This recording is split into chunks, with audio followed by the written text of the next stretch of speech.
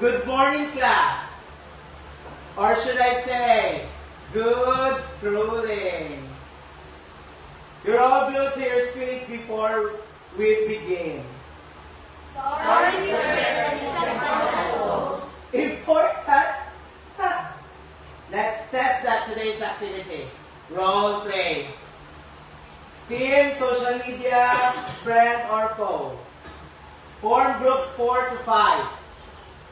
Each group represents a social media trait, good or bad. Clear? Crystal clear. Group 1, the Flexers.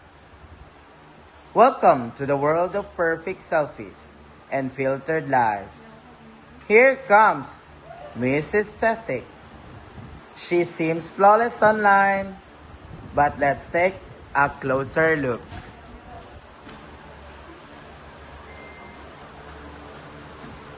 Hashtag no filter, hashtag I just walk.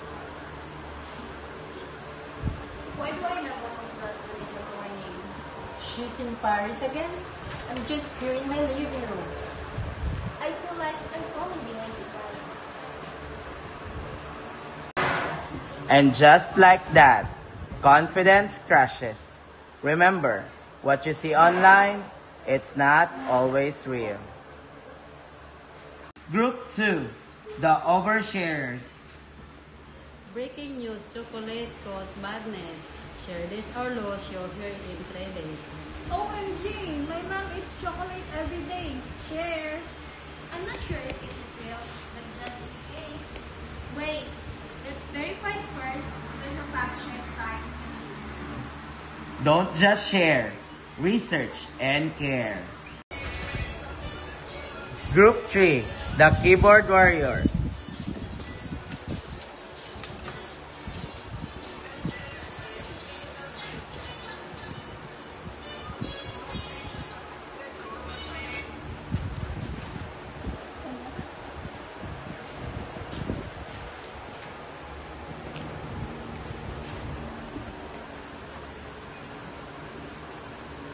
Hey everyone, I hope this makes you smile today.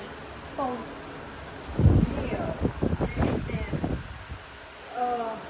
Quality pose. Excuse me, everyone has the right to pose.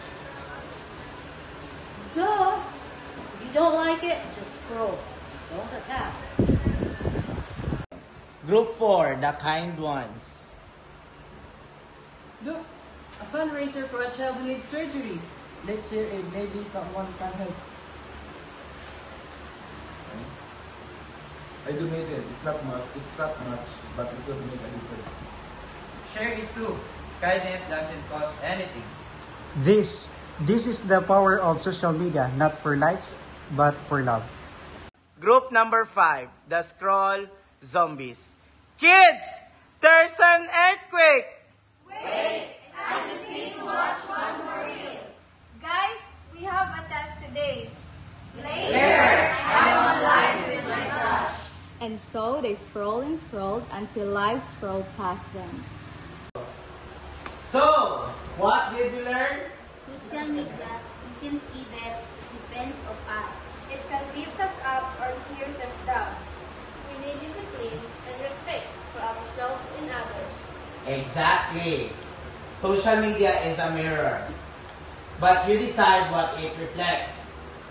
So scroll wisely, speak kindly, and share truthfully.